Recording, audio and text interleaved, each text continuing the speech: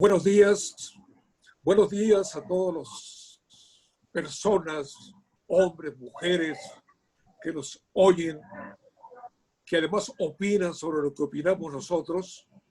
Y la verdad es que, como dirían los italianos, vamos increciendo, vamos bien. Creo que el programa les está gustando. Lo que nos invitamos es a la crítica, que nos digan qué nos falta, en qué debemos mejorar, para que, siendo un programa de nosotros, sea también un programa de ustedes, amigos que nos oyen, que nos leen, que nos critican algunos, pero queremos más crítica, queremos más que nos indiquen por dónde podemos ir. Dicho esto, Arturo Santamaría Gómez, bienvenido, sociólogo, doctor en sociología. Calderón Viedas, perdón, Carlos Calderón Viedas, perdóname, cayó, estoy nervioso presentando a la gente de esta manera, ¿no? Es que la formalidad economista, no es tuya. De la Escuela de Economía de la Universidad Autónoma de Sinaloa. Y yo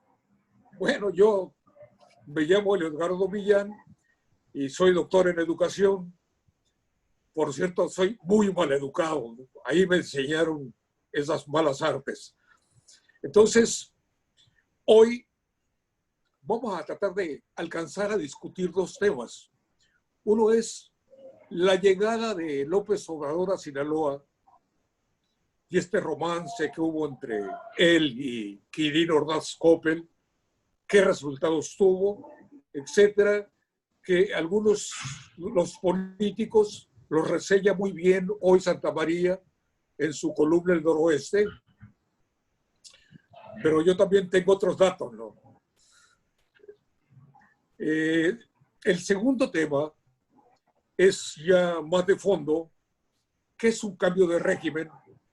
Está viendo en México un cambio de régimen, y esto por supuesto que nos llevaría días discutiendo, pero vamos a tratar de ser muy concretos, no, como dicen en la UAS, no agandallarnos con el tiempo para condensar nuestras participaciones y cuando menos hacer lo que sería un inicio de esto que llamamos cambio de régimen. Y si Morena ahora, que es mayoría, tiene la presidencia, además, está haciendo o no un cambio de régimen. Santamaría, como siempre a ti te toca empezar por el primer tema, que es la venida de López Obrador. Ya ves, te queremos. Siempre me avientas al ruedo, a la primera. Está bien. Nos visitó nuevamente el presidente López Obrador, ahora haciendo una parada oficial en Culiacán y solo de paso en Mazatlán. No es la primera vez, son muchas ya las veces que ha venido López Obrador, también como lo hizo Peña Nieto. Peña Nieto visitó por lo menos 5 o 6 veces a Quirino Ordaz en un plazo de 2 años, ¿no? En donde coincidieron ambos en el poder. Y ya López Obrador lleva varias, ¿no? Habría que preguntarse, bueno, qué es lo que tiene el gobernador para que lo visiten tanto los presidentes. No ha sido, en ninguna otra ocasión han visitado tanto 2 presidentes a un gobernador sinaloense, que yo recuerdo. Lo que aquí muchas veces nos preguntamos es de que uno de los gobernadores mejor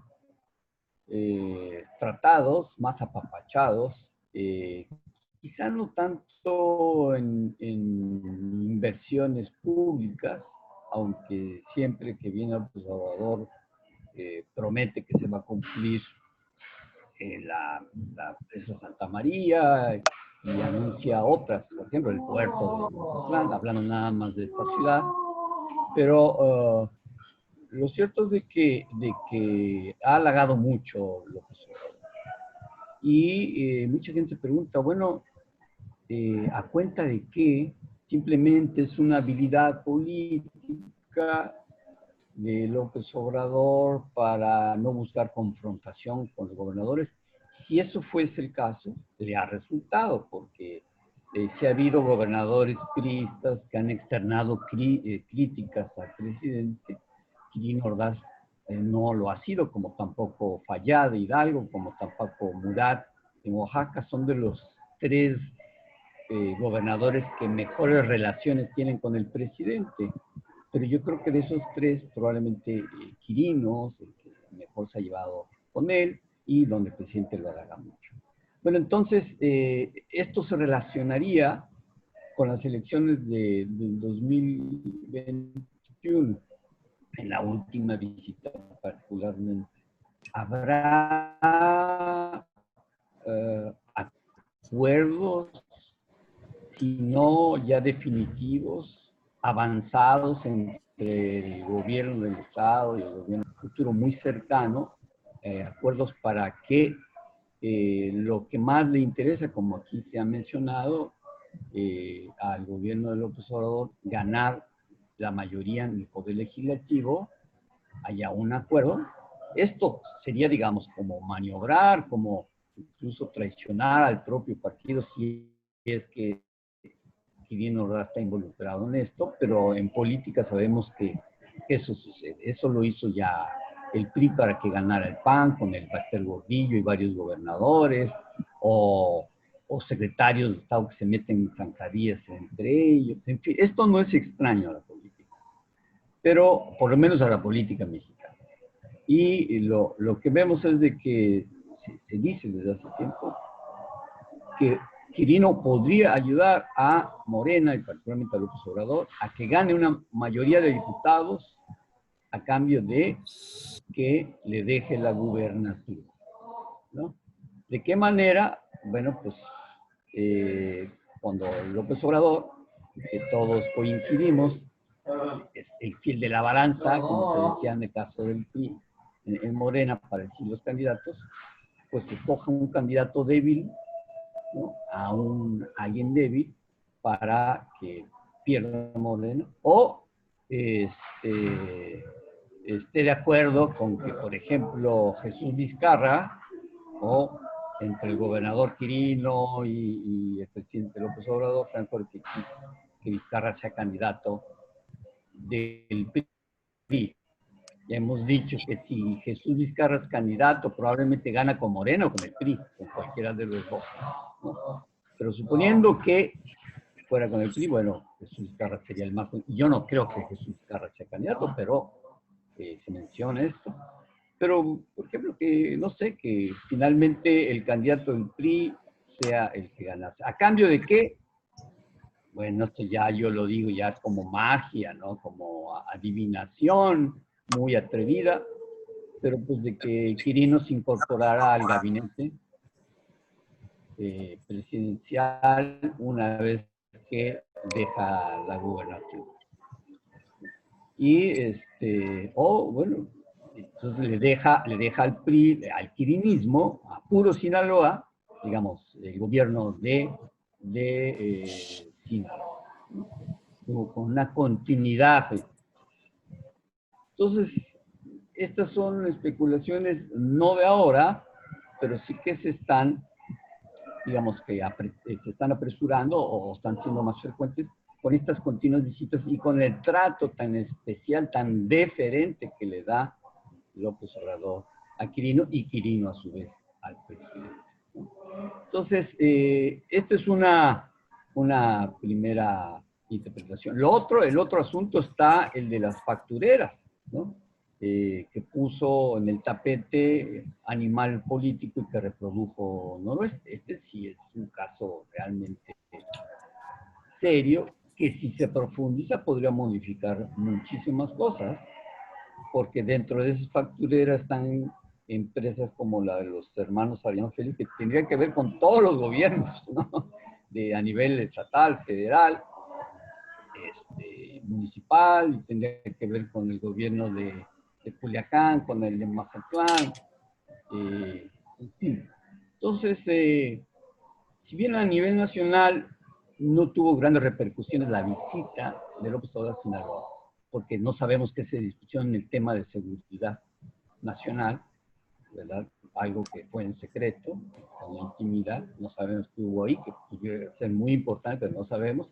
Pero no hubo mayores repercusiones, pero en Sinaloa, con el caso de las factureras, sí estamos viendo que puede tener una importancia estatal y que pudiera más adelante repercutir hacia el conjunto del país. Esta es mi primera incursión en este programa. Sí, no se te escucha, Helio, ¿eh? Sí. Bien. Bueno. Bien. Sí, ya.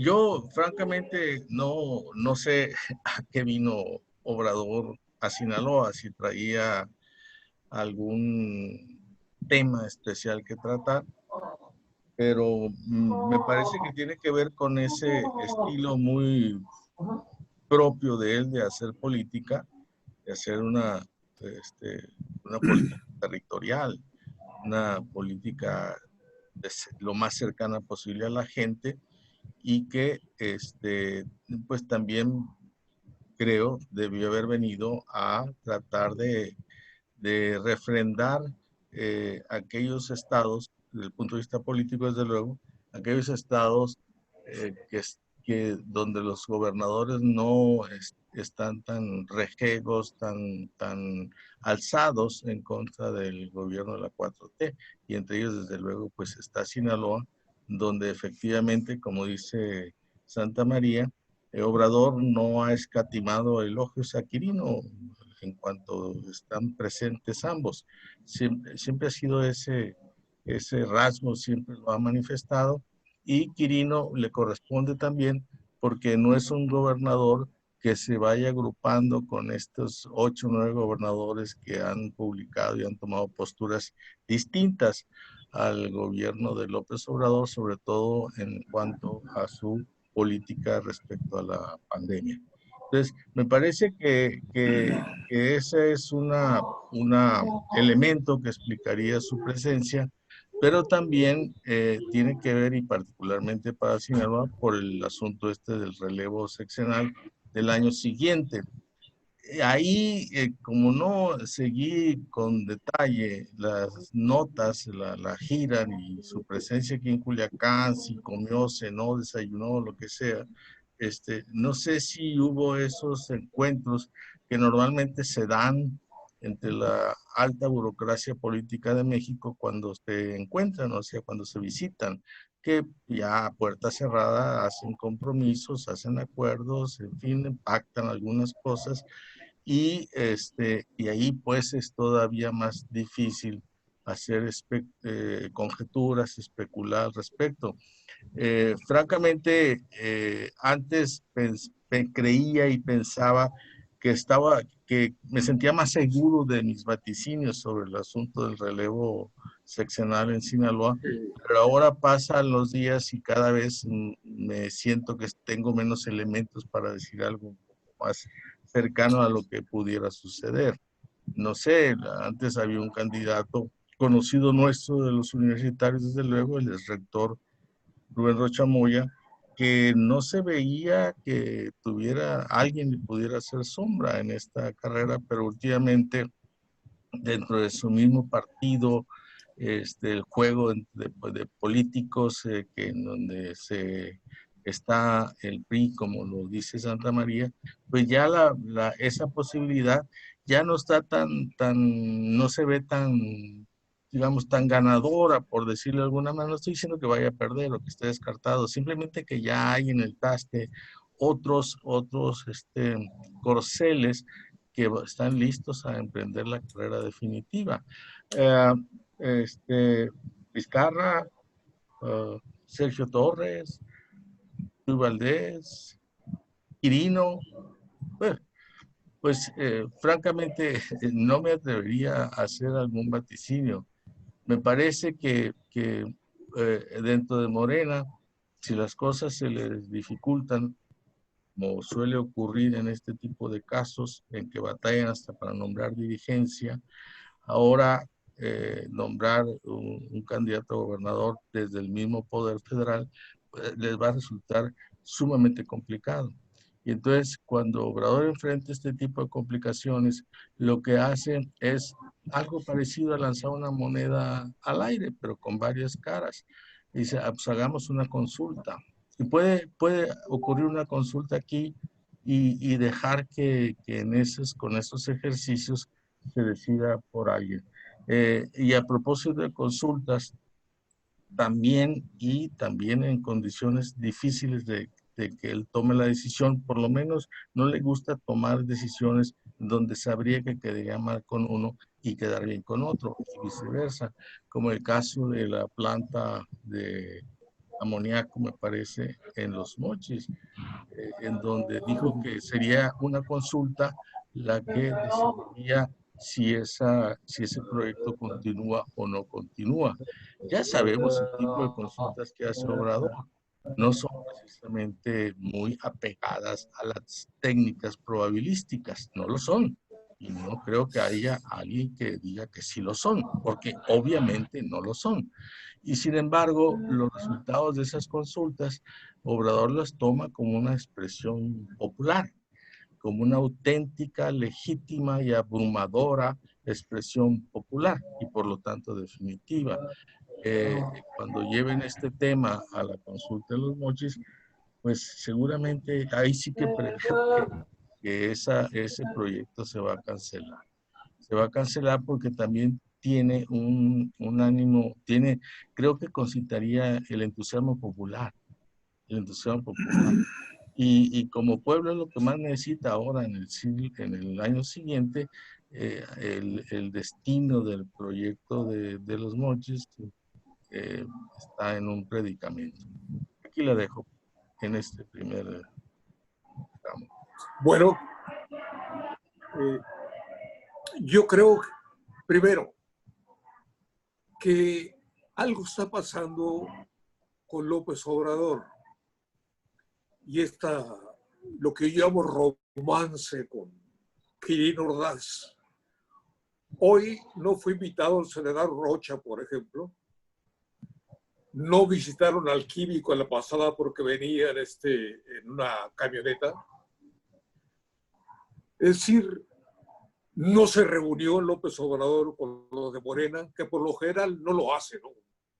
Si acaso son algunas personas que pueden verlo, hablar con él, etcétera. Pero junto a ello me llamaron mucho porque los halagos de un lado y otro fueron muy fuertes, ¿no? Muy salameros, como decimos en Sonora. Veo que se quieren, pero son dos políticos que están buscando seguramente esto que se refirió Santa María, que lo abordaré yo luego. Entre otras cosas que me llamaron la atención es que bajaron, ya no por decreto, el número de contagios y muertes en Sinaloa, ¿no? Cuando estamos en el mero pico del asunto. Fue un espaldarazo seguramente a Quirino, ¿no? Segundo, y también para López Obrador, que se le ha ido de las manos el asunto de la pandemia, bajaron el número de homicidios dolosos. Es decir, ya no tenemos tantos muertos. Algunos periodistas valientes les respondieron que los tenemos a todos enterrados, que están en fosas y que a esos no se refirieron, ¿no? Quizá de las cosas materiales importantes que logró Quirino y donó López Obrador sería el DREN, ¿cómo se llama, Cayón? Sí, El DREN es, sí, te Cubiri, escucho. el DREN Cubiri, Ajá. sí, que va a beneficiar Bacubirito. a Bacubirito, ¿no? 70,000 ciudadanos culichis. Esta obra se va a hacer en dos etapas. Es muy cara, pero se va a hacer. Eso se comprometió López Obrador. Creo que en efecto Quirino, pues, es uno de los preferidos de López Obrador. Si uno ve el espectro de descuentos que hicieron a los estados a partir, digamos, de 19 a 20, los recortes financieros, el estado que menos fue recortado fue precisamente Sinaloa. No fue un estado, digamos, donde gobernara un moreno o un personaje de Morena, como Puebla, etcétera. No, fue Sinaloa. Creo que algo tienen en común el presidente y Quirino. Me parece que no les gusta dormir, son hiperactivos los dos. Y además cuenta Quirino con ser uno o el primero o el segundo o el tercer gobernador mejor evaluado de Sinaloa. El asunto aquí es si López Obrador decidiría cambiar la gubernatura, porque Quirino le asegurara, bajo diferentes fórmulas, que ganara los diputados. Yo cada vez creo más que eso está muy posible de que ocurra. O sea, esta gesta de López Obrador, este movimiento de López, este cariño a Quirino y al revés, tiene que terminar seguramente en un acuerdo más o menos parecido, o cuando menos con un estado relativamente repartido entre presidentes municipales, diputados locales, diputados federales, mayoría me parece que Morena, y entonces tendría que darle el gobernador a Quirino Ordaz Coppel. Y agregaba a Santa María, además, en su artículo, que podría ser llamado Quirino Ordaz al finalizar su quintenio, no sé, no son 6 años, a liderar la Secretaría de Turismo, que no me parece tampoco descabellado esto. El problema va a ser cómo Quirino va a convencer a los priistas de que no vayan sus diputados o sus pretensos diputados. Quizá sería complicado, muy complicado, que no tuviera otra, ¿cómo le llamaría yo? Otra escisión el PRI, más que ahora Alito está condenando a los priistas gandayas, a los ladrones, Alito es el dirigente del PRI.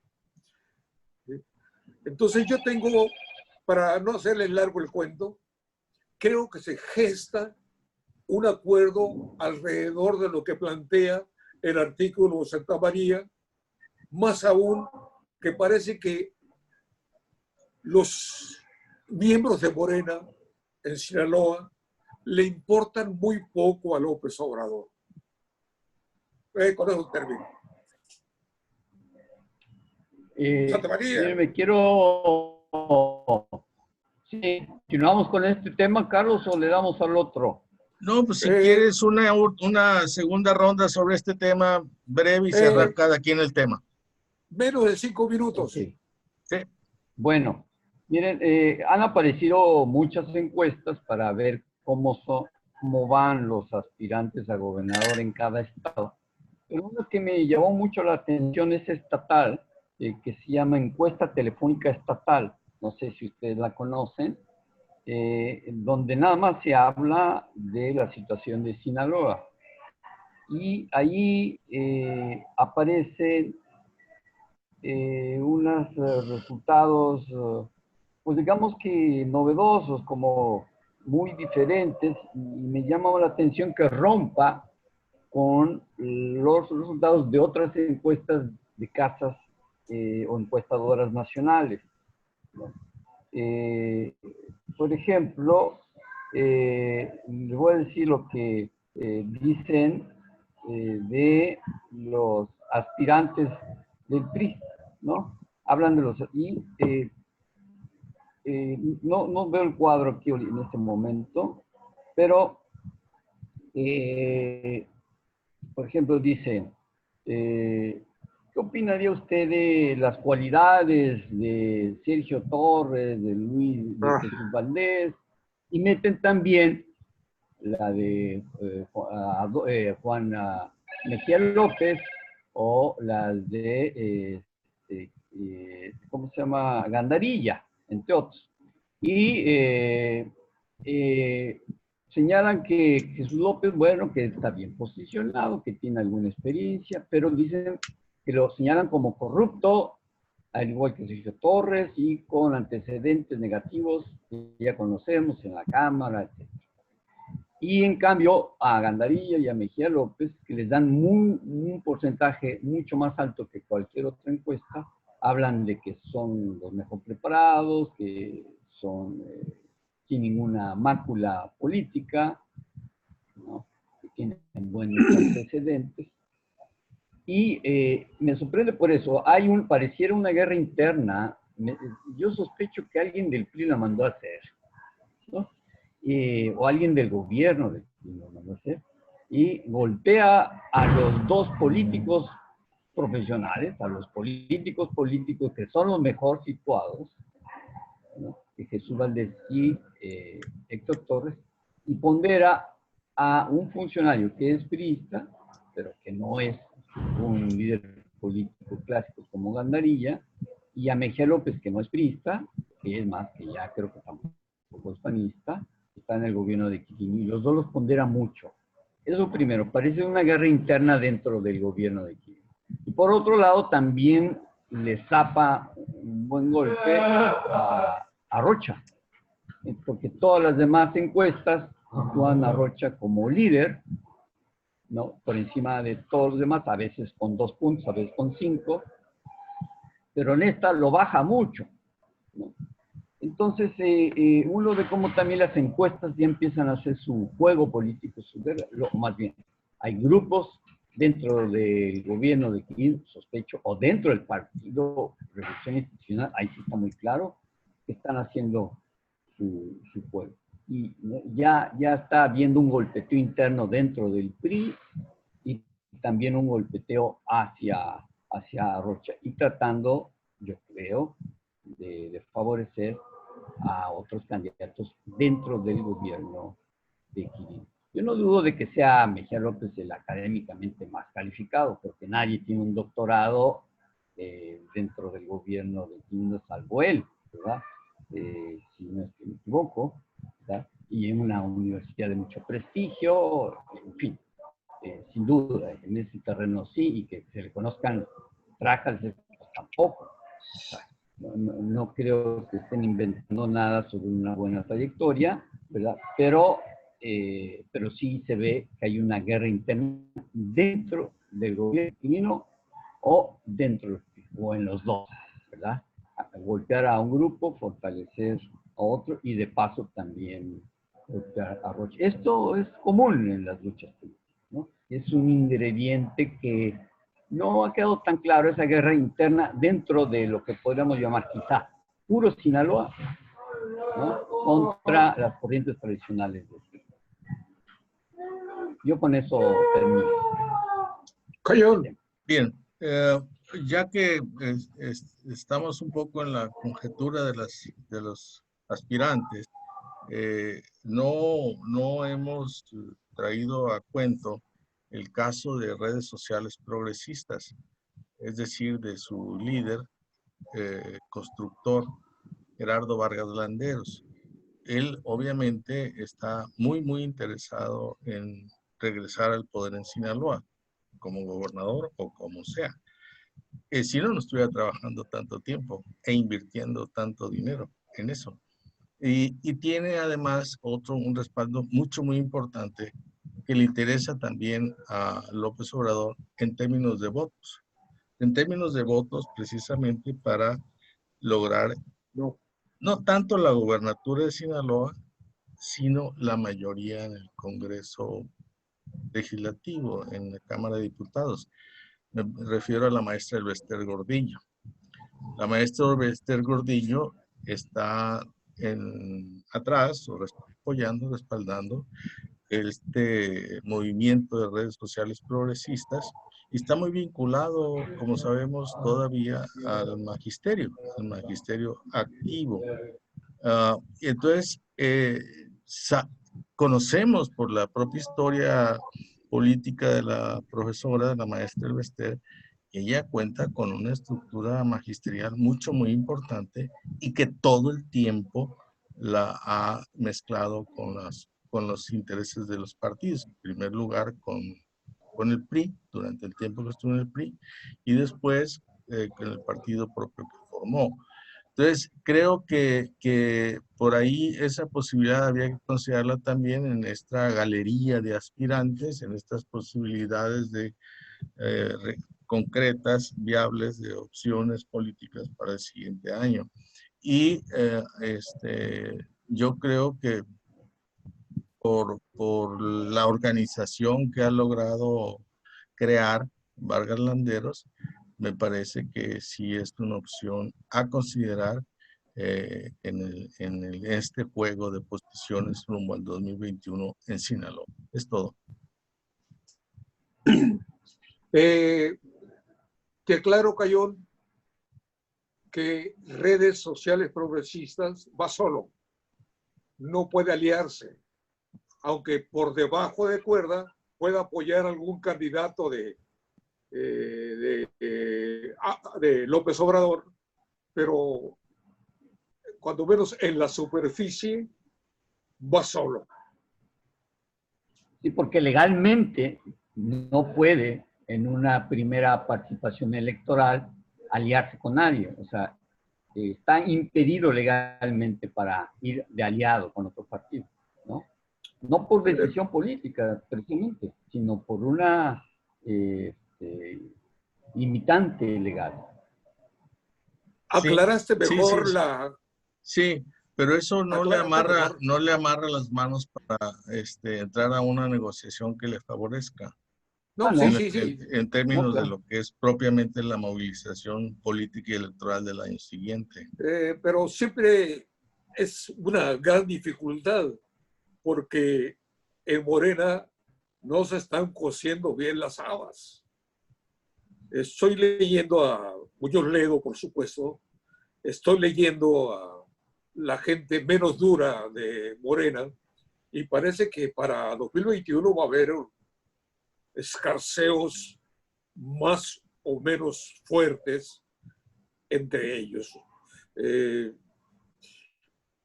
Pero dejo eso. Tengo una aclaración sobre la aclaración.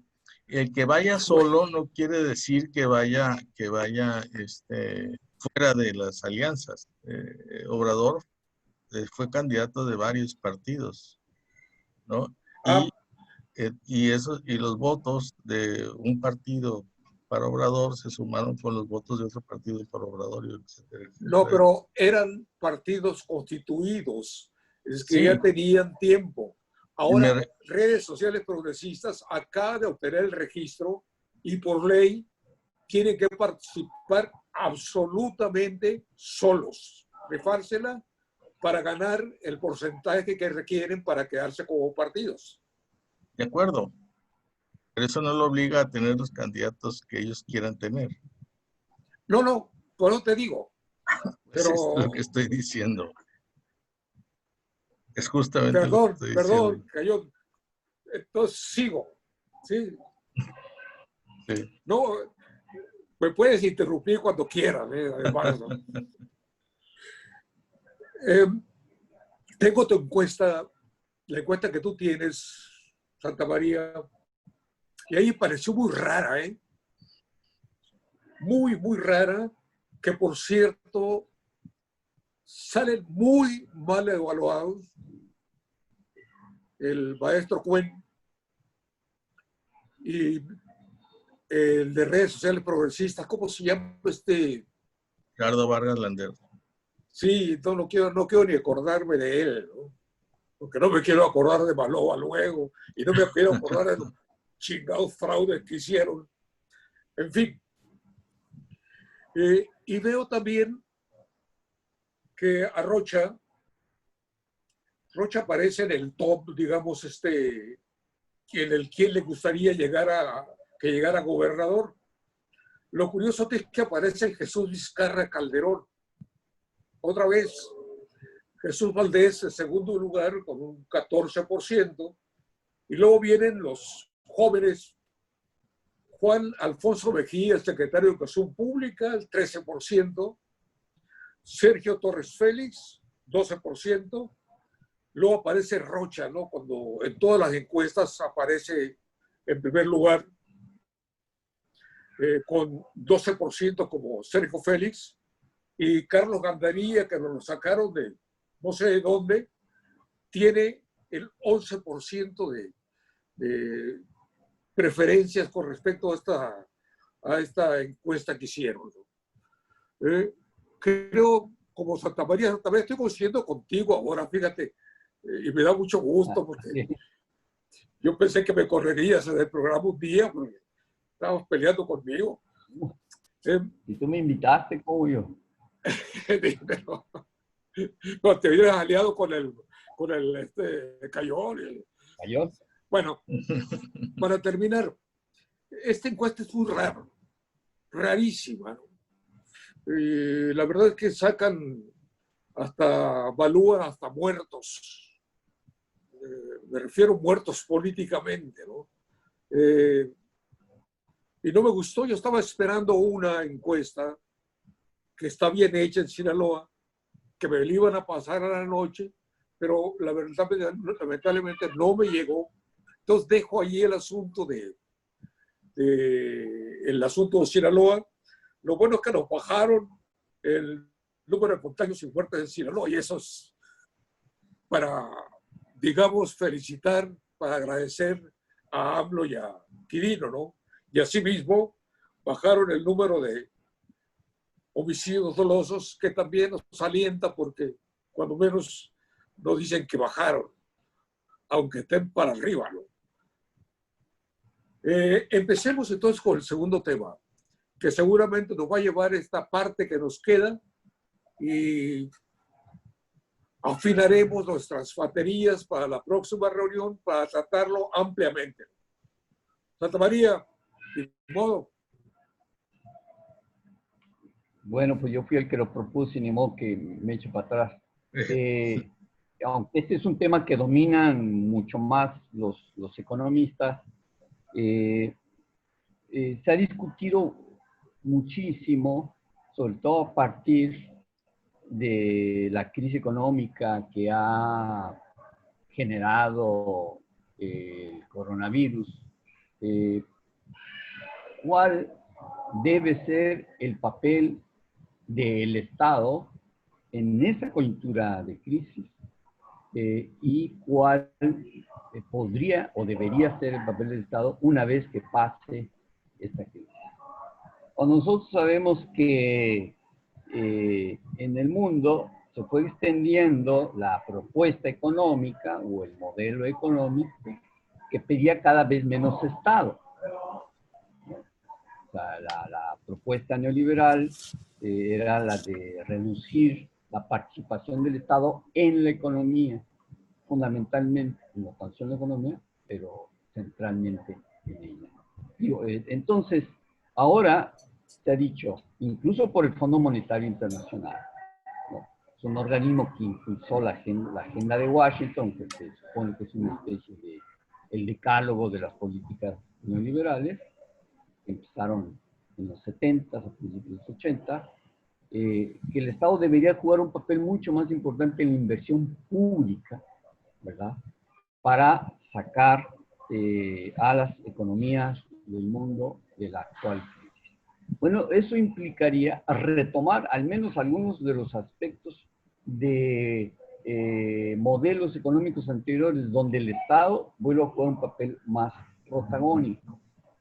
Sin embargo, algunos, por ejemplo, un grupo de 175 economistas de Holanda, en abril propuso no precisamente que el Estado jugara un papel más importante en la conducción de la economía y en las inversiones, sino que se disminuyera el ritmo de la producción, el ritmo de producción de mercancías en el mundo, porque para ellos, como para muchos otros, esta crisis sanitaria tiene que ver con una crisis ambiental y esa crisis ambiental tiene que ver con un modelo económico que privilegia un consumo intenso y esto produce un daño sobre la naturaleza, etc. Entonces esta crisis sanitaria está empujando a un debate de qué es lo que como sociedad nos debemos de proponer, ¿no? Y por lo mismo, entonces, aquí nos preguntamos, ¿hasta dónde se deja libre mercado que decida el rumbo de la economía? ¿Y hasta dónde interviene el Estado? ¿No? No queda muy claro, pero nuevamente se presenta ese debate que se dio en los 70s o en los 80s, pero en un sentido inverso. Ahora se dice que el Estado juegue un papel más importante,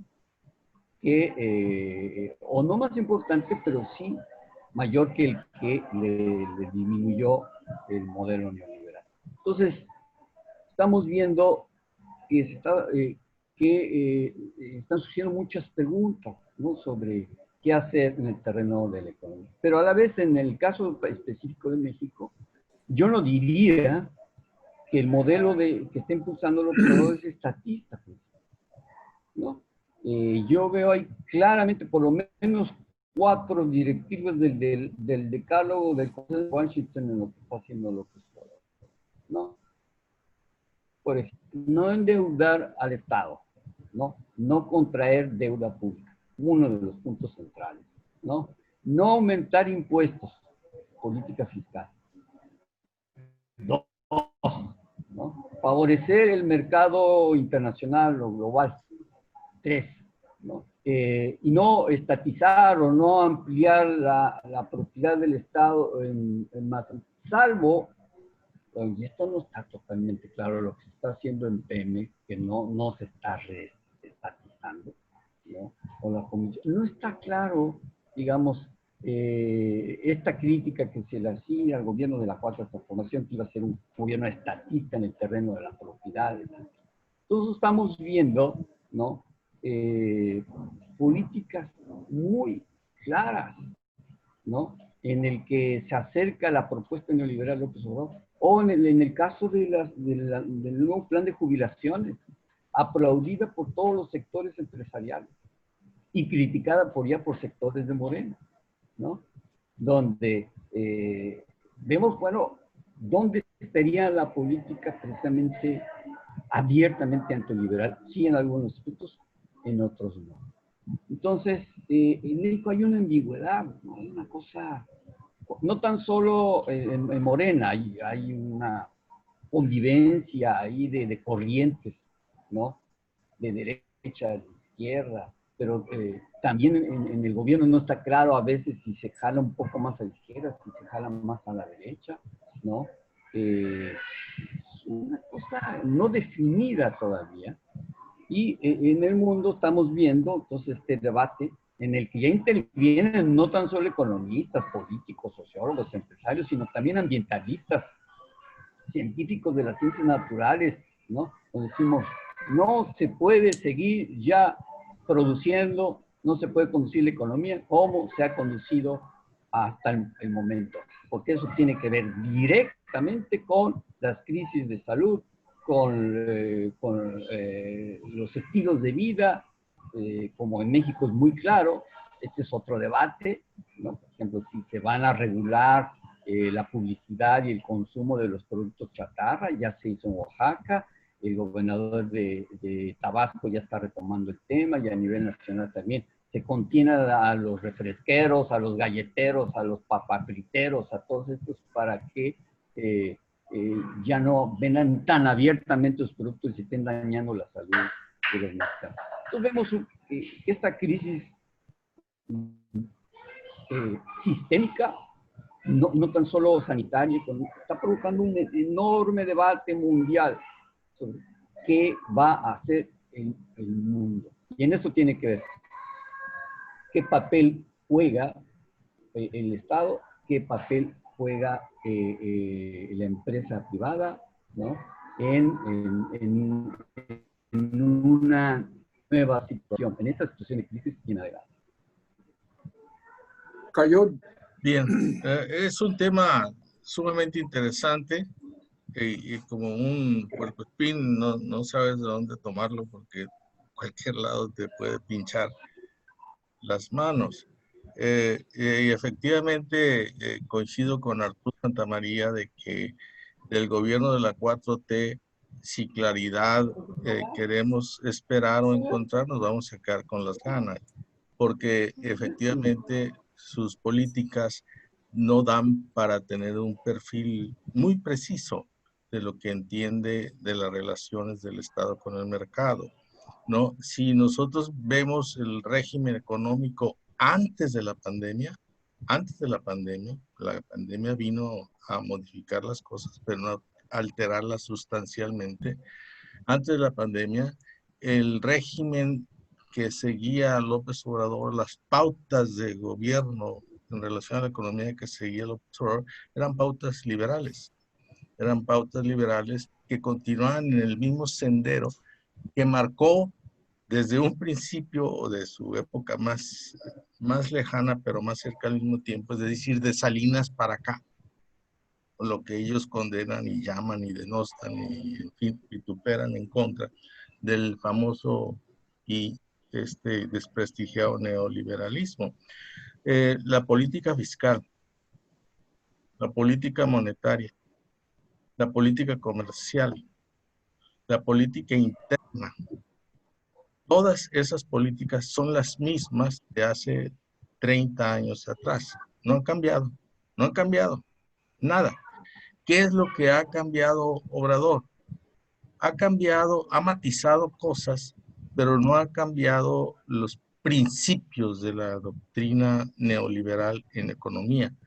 Sigue respetando la propiedad privada, sigue respetando la libertad de consumo y de mercado, sigue respetando las inversiones privadas, y es más, las necesita, las alienta, las promueve, las solicita. Tiene las puertas abiertas para los capitales foráneos y desde luego no se diga para los pueblos internos. Y sin embargo, todo eso queda envuelto en una subjetividad que él mismo ha creado.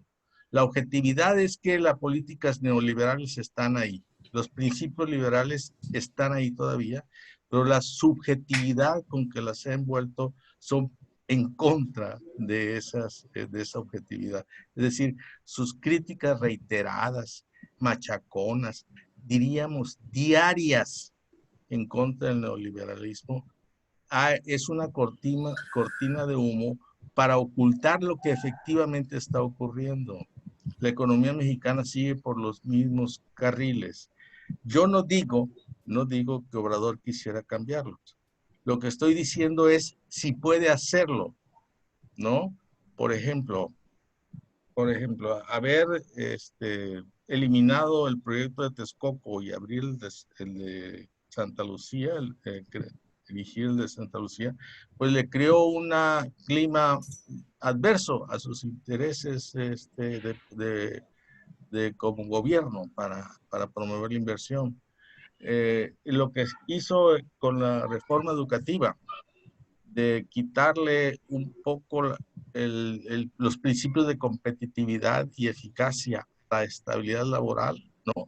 Lo académico, desvincularlo de lo laboral, lo que hizo es quitarle precisamente un principio muy caro para los principios neoliberales, ¿no? Los proyectos, la continuación del TLC ahora como TME, es un intento completamente neoliberal. Acordémonos que el TLC fue creado por Salinas, ¿no? Y ahora se rescató lo que se pudo y tiene el nombre de TEMEC. Pero creo que los principios de la actuación del gobierno de López Obrador, la actuación económica, siguen siendo los mismos que los de años y lustros, 2, 3, 4 lustros atrás.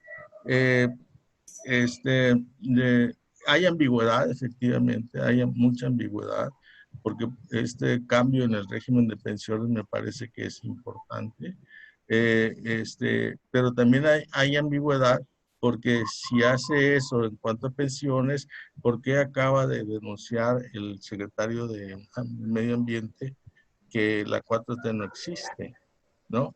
En fin, porque él se está dando cuenta que desde el mismo interior de ese gobierno se están haciendo proyectos cuyo único principio es la rentabilidad económica.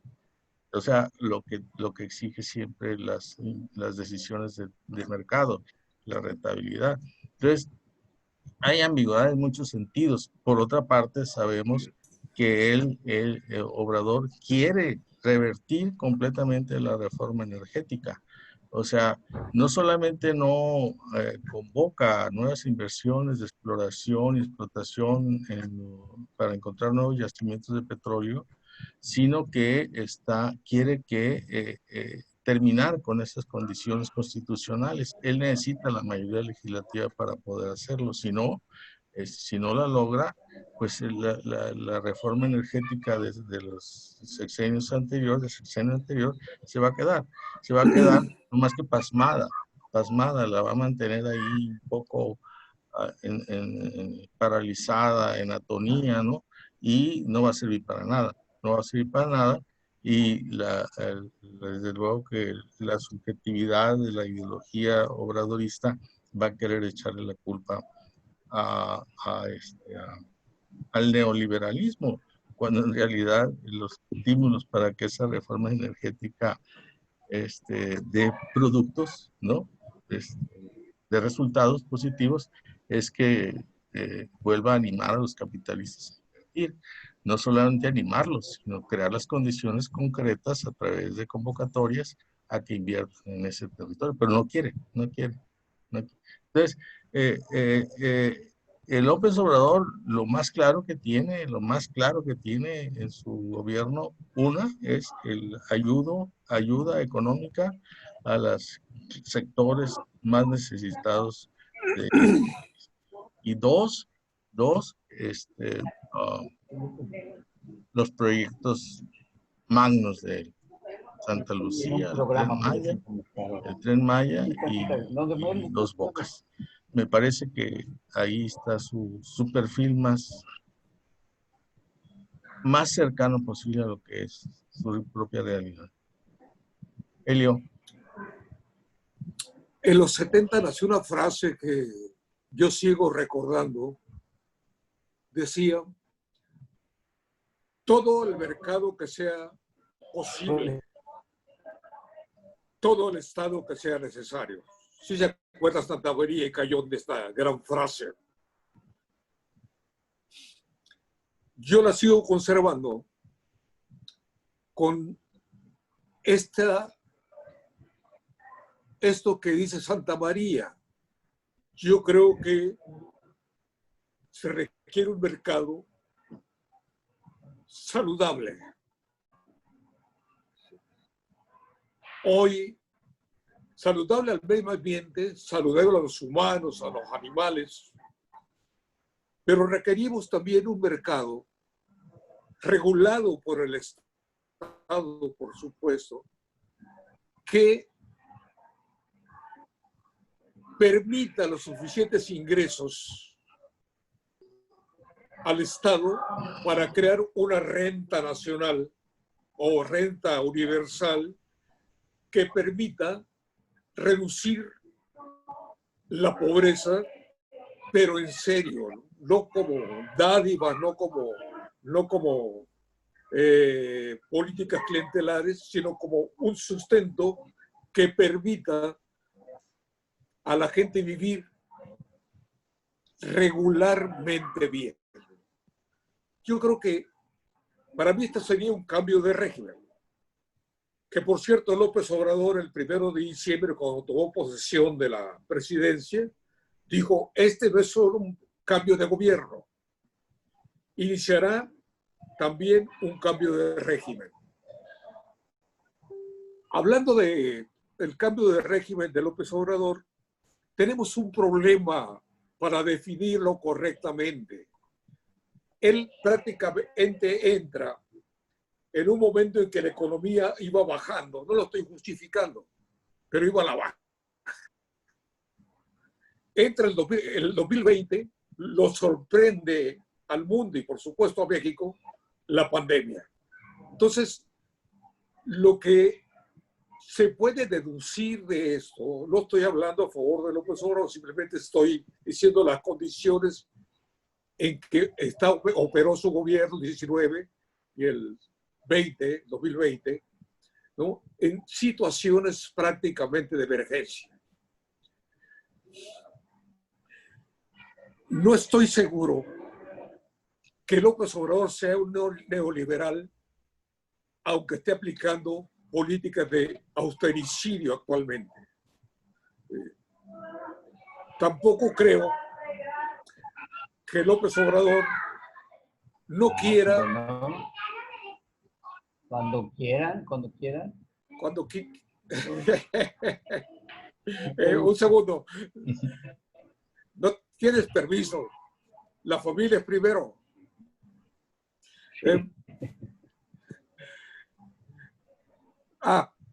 Entonces, tenemos que un mercado que sea sustentable. Un mercado que se le pueda aplicar una reforma fiscal para que haya una renta básica nacional o universal. Yo creo que esto implicaría un cambio de régimen. Lo que veo en López Obrador es precisamente, ¿no?, que podría estar nadando a ese lugar porque tenemos ahora una renta básica cada 2 meses, que es poco, y empezó no universal, sino empezó, digamos, con los más viejos, sin agraviar.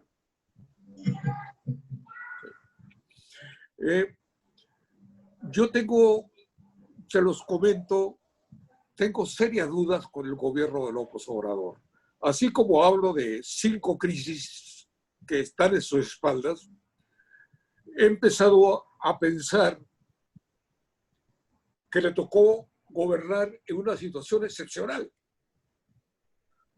Hace unos días leí un artículo de Jorge Cepeda Patterson.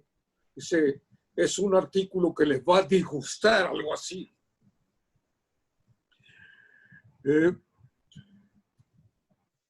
Creo que Jorge Patterson está tratando de entender, está dando muchos bandazos, pero está tratando de entender qué es esto, ¿no? Cómo vivimos una situación de emergencia y cómo se está moviendo López Obrador. Quiero terminar diciendo, yo estoy estudiando el asunto, ¿no? No quiero parecer como anti-López Obradorista morir, pero tampoco un López Obradorista que le festeja hasta las peores cosas que hacen. Con eso termino. En una segunda ronda breve para dar cierre al programa. Arturo. Bueno. Pues no sé cómo cerrarlo. Que bueno, este tema... Tú lo abriste, tú lo cierras. Para muchísimo. Sí. Lo que sí veo es que en este momento López Obrador se está inclinando cada vez más a apoyarse en los grandes capitales nacionales, porque la situación es tan crítica, ¿no?, que no hay mucho a dónde moverse, ¿no? Vean el acuerdo para la educación, el acuerdo de las jubilaciones, ¿no? Está acercándose a estos grupos porque, aunque ideológicamente quiera orientarse hacia otro lugar, finalmente está entendiendo de que hay serias limitaciones en esta crisis histórica que nuestra generación jamás experimentó, ¿no? Y que otras generaciones tampoco. Es brutal, ¿no? Incluso la caída económica va a ser mayor en países con mayor capacidad, como Italia, como España, muy parecida a la situación a la de Estados Unidos y Chile. Es una crisis mundial brutal, donde todavía no llegamos al fondo de ella. Probablemente la situación a finales de este año sea peor todavía. Entonces, en una situación de emergencia tal, no hay mucho de dónde recurrir.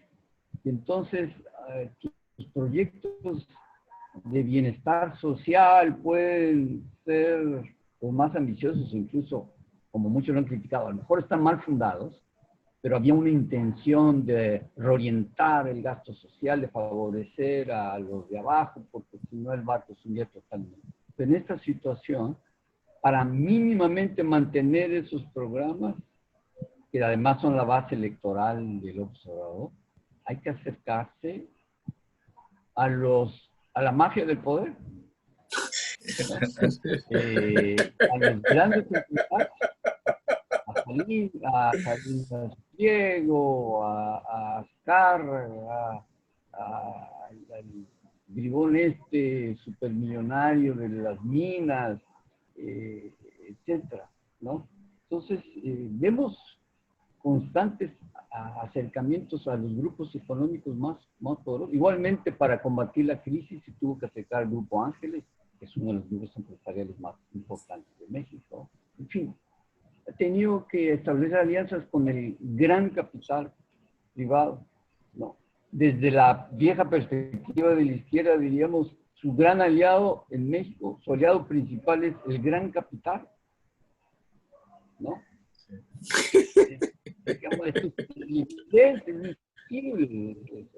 Son reuniones ahí abiertas a un lado, retratos, cenas, desayunos y hechos de políticas públicas. Entonces la realidad es brutalmente exigente y no permite mayores cosas, aunque ideológicamente se pretenda otra cosa, ¿no? Cayón. Bueno, esta relación que aquí se ha mencionado, él lo mencionó fue más explícito, del mercado y el Estado, es una relación conflictiva en sí misma. El mercado se rige por la lógica de la desigualdad, ¿no? Y el Estado se rige por la lógica de la igualdad. Máxime si ese Estado es de origen democrático, como es el caso. Este caso general es un caso para todos los países. Es un dilema que enfrentan todos los países que tienen propiedad privada y se rigen por una economía de mercado y que tienen un Estado constitucional, que es la mayoría de los países del mundo. No es un problema de López Obrador, es un problema de naturaleza de los fenómenos, ¿no? Lo que pasa con López Obrador es que esta relación antitética la vino a exacerbar, y eso sí es responsabilidad única de él, la vino a exacerbar, y el conflicto, en lugar de encontrar un punto de equilibrio, el conflicto se exacerba y se vuelve más complicado, mucho más difícil de resolver. Hay opciones para que estas lógicas confrontadas no provoquen conflicto y encuentren algún equilibrio, una suerte de armonía entre lo que jala para la igualdad y lo que jala para la desigualdad. Me parece que en este régimen neoliberal que fueron construyendo de Salinas hacia acá, ¿no? Desde Cedillo más adelante, más hacia nuestros días, el propio régimen fue creando instrumentos, entidades que se encargaban precisamente de que estas lógicas confrontadas no causaran chispas. Y se empezaron a crear estos organismos paraestatales, ¿no? Que se iban a encargar precisamente de quitarle los colmillos a los lobos de la economía, ¿no? Por ejemplo, la COFECO, etcétera, y otro tipo de entidades de ese tipo, ¿no? Y porque se dieron cuenta esos economistas, como dijiste muy al principio, Arturo, que este es un problema de los economistas. Bueno, es tan importante que no hay que dejárselos al economista únicamente, ¿no? Hay que echarle un montón a esto. Entonces, estos economistas se dieron cuenta que había que controlar los apetitos del mercado, porque son permanentemente insatisfechos. Entonces empezaron a crear esos controles y llega López Obrador y lo que hace es empezar a barrer con esos controles. No porque quiera que el mercado se harte de estar consumiendo personas, ¿no? Y engordando las billeteras, no, porque quiere él ser el controlador del mercado. Quiere repetir la experiencia de Luis Echeverría cuando dijo, la política económica se hace desde Los Pinos. Ahora él quiere hacerla desde Palacio Nacional. Grave error, enorme error. El principal error del gobierno de la 4T y de López Obrador es justamente querer controlar a la sociedad desde el Estado. La sociedad fue creando, y en México es un ejemplo de ello a nivel mundial, fue creando sus propios reguladores. ¿Quién regula a los reguladores? López Obrador. López Obrador los va eliminando, les va amarrando las manos, los va inhibiendo, los va limitando y los quiere desaparecer uno tras otro. ¿Para qué? Para ser el único regulador de la economía. No va a poder. Y ese va a ser el gran fracaso del gobierno de la 4T. Es todo. Pero matizo, Cayón. Sí, adelante, el matiz se vale. Creo que López Obrador ha querido hacer una cosa que no han hecho otros gobiernos. Es evitar que el mercado se desborde, que cree pobreza, pero se ha equivocado. Me parece que está equivocado en la forma, en el enfrentamiento con ellos, ¿no? Mercado y Estado, en efecto,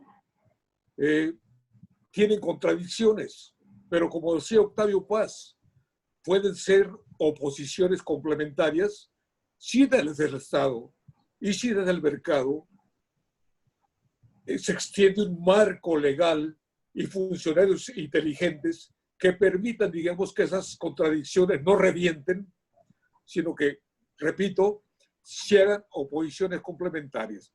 Creo que este asunto nos va a dar para otra sesión, cuando menos. Yo la dejo ahí porque debiera Santa María tener un programa para la próxima reunión. Ya puedes contar, más ordenado, ¿no? Para hablar sobre qué es un cambio de régimen, ¿no? ¿Qué ha sido el régimen priista, panista? ¿Qué ha ocurrido en estos regímenes? Y, por supuesto, ¿qué está pensando López Obrador con el cambio de régimen? Porque estuvimos ahí, es un poco, ¿cómo se dice? Desordenados, y yo les propongo que hagamos eso. Por lo pronto, Santa María, como tú empiezas, tú cierras. No, bueno, en esta discusión, en esta oportunidad nos concentramos en un cambio de régimen económico, pero no abordamos el régimen político, ¿no? O sea, eso podría ser otro. Las relaciones entre los tres poderes, las relaciones entre gobierno, partido, sociedad civil, gobierno, ¿no? Ese es otro aspecto que tiene que ver con el otro. Pero nos concentramos en lo económico y podríamos hablar un poquito más la próxima vez de eso, pero también ver si está viendo un nuevo estilo de Estado, un nuevo estilo de gobierno, como decía José Villegas, y se está formando un Estado con algunas características diferentes para que lleguemos a hablar de un régimen político diferente. Eso puede ser, ¿no? Un próximo tema. Muy bien. Si les parece. Bueno, pues yo creo que no nos resta más que despedir el programa. Bueno, gracias. Gracias, Santa María. Arturo, Elio, hasta luego. Nos vemos. Y gracias Hasta la a la próxima. gente que tuvo la paciencia de escucharnos, ¿no? Hasta luego.